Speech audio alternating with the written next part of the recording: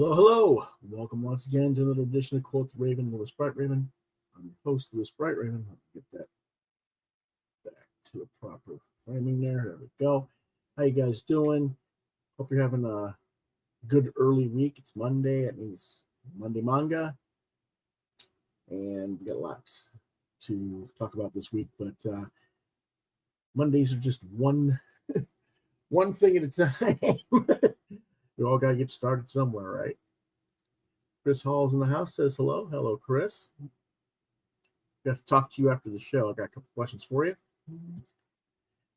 Let's see what we got going on today.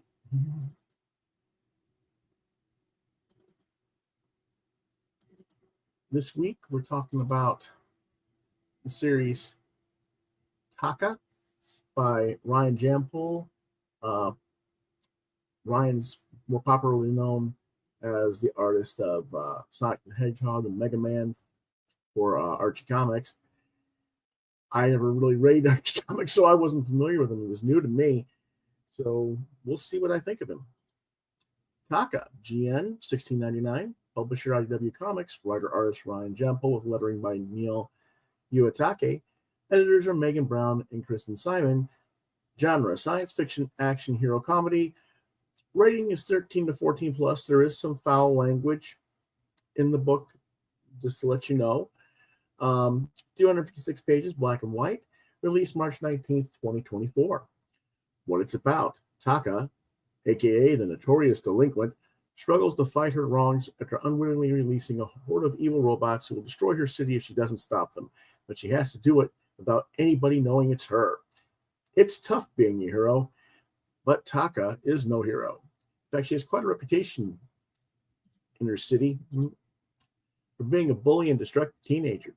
But she's already unliked, and that's how she prefers it. But when she's accidentally releasing this horde of evil robots, she's forced to take on the role of a mech fighter and round up the baddies before her entire city is destroyed. Worse, the more she succeeds, the more beloved by the citizens she becomes, only would they truly care for her if they knew it was her? Or would they simply turn on her and assume the worst of her and probably blame her for the whole situation? Armed with special abilities, Taka sets out to recapture all of the robots and seal them back up in their vault where they were mystically kept, playing protected to a city of people who previously couldn't care less about her. While the popularity of the mech fighter grows with every adventure, Taka does her best to keep her identity a secret because, after all, she has a reputation to keep. Set in a fictional world that takes inspiration from Japanese, Western, and European comics and manga, Taka follows the titular hero, Taka, Star, her best friend, Meg, the last survivor of the... Whoop, something's missing here. Okay. That figures. Last survivor of the...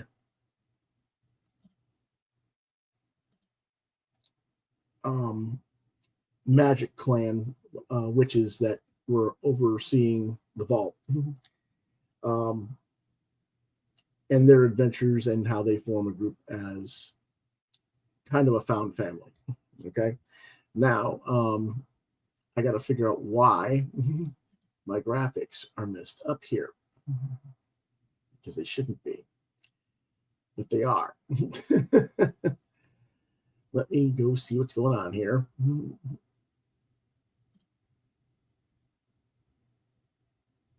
I hate when this happens. I think something got deleted somehow. Yes, they did. Okay. All right. So what did I think about it? Well, like I said before, the series is new to me. Ryan Jampole is new to me. I was not familiar with his work, which is my bad. I should have been.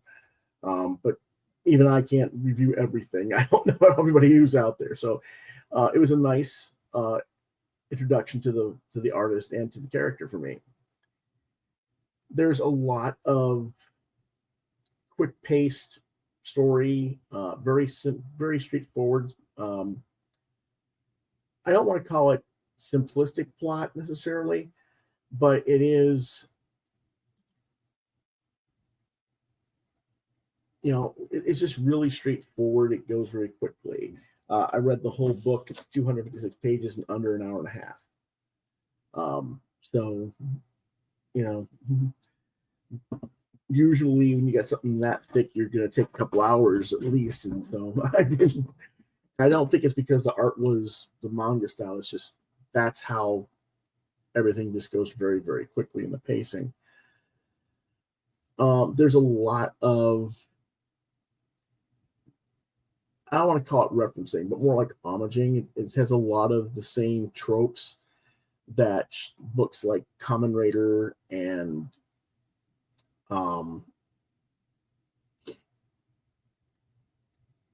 Dragon Ball and some of the other more popular series have.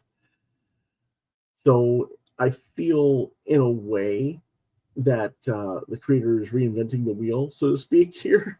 But that's not necessarily a bad thing. Taka herself is a cross between Tank Girl, if you don't know who that is, it's Fonzie Rebecca Buckler, and Ryuko Matoi, the lead protagonist from the anime manga series Kill la Kill to me. And while there are very well designed monster robots and stuff, it just really feels like a reasonably well-crafted American manga knockoff of what has been done elsewhere. Again, that's not a bad thing. He does a very nice job. It doesn't make the book bad by any means, and I enjoyed it just fine for what it is. But I'm not a diehard manga fan who's into those other IPs, and I'm not sure that a reader who is well-versed in those other brands would feel that the work is as strong as I do. Some people might get bored and say, oh, I've seen this before. I don't know.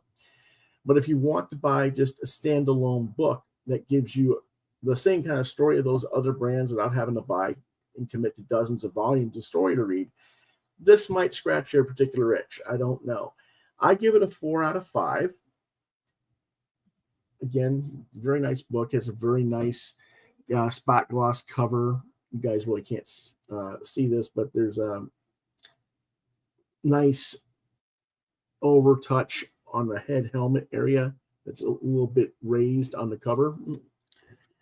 I just really liked the overall production of the book. It's a good size format. It's a little bit larger than normal manga collections. Easy to read on the you're not looking at smaller ones, looking at it tightly on small print and small visuals. You see relatively easy size and visual things to read and see. So I'm very happy with that part of it. So let's go ahead and take a little bit closer look at some of the artwork for it.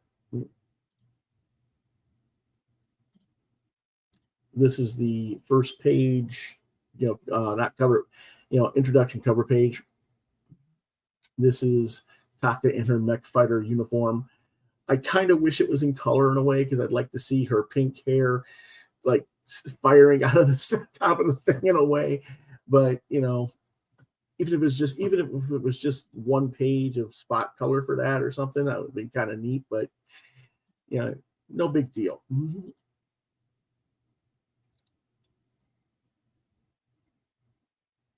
And there's a quick, very one-page like synopsis of what's going on before all this adventure starts, about how the mech fighters were there and fighting the monsters before in the past, before we get started in the story. And it just starts with her beating up a kid because she's a bully.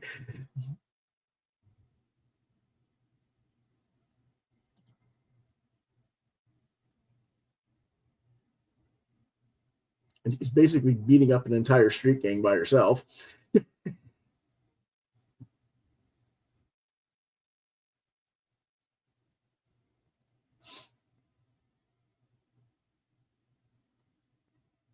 He's got a nice craftsmanship, nice details.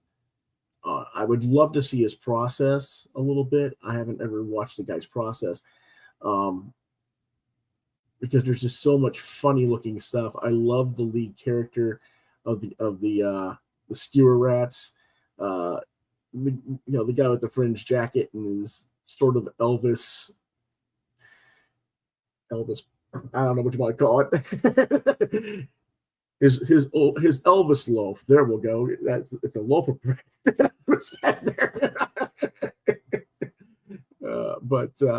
Yeah, it's a good looking design. All the characters are well designed. And then this is a little more quiet moment where she's basically telling people, that she doesn't want to be bothered or anything, and yet she still does things and protects younger people from getting in trouble and everything. So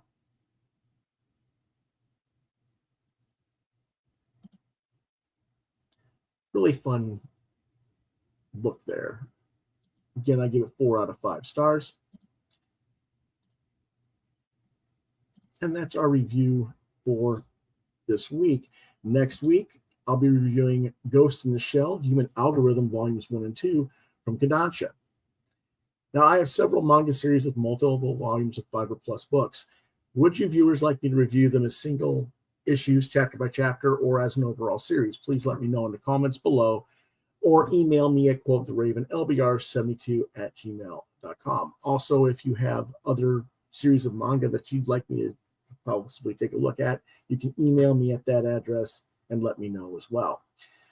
Thanks for watching.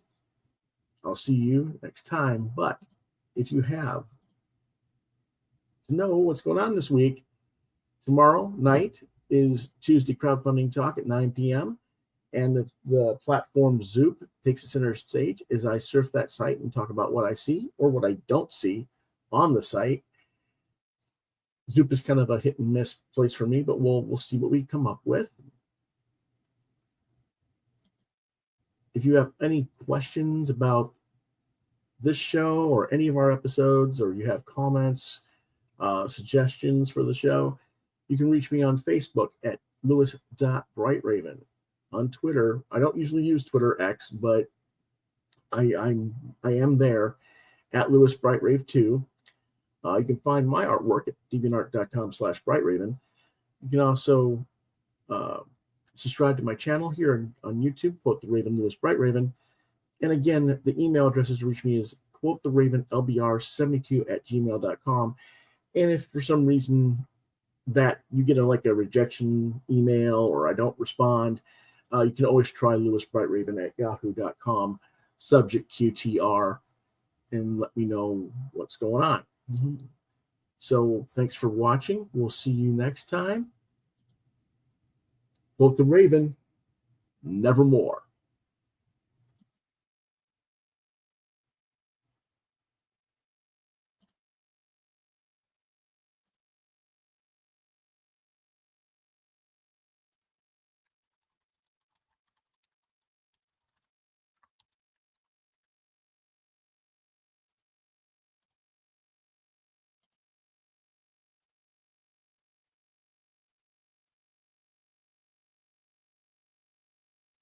Sorry, my camera is doing something it shouldn't be doing, which is why it's not giving you my music like it's supposed to.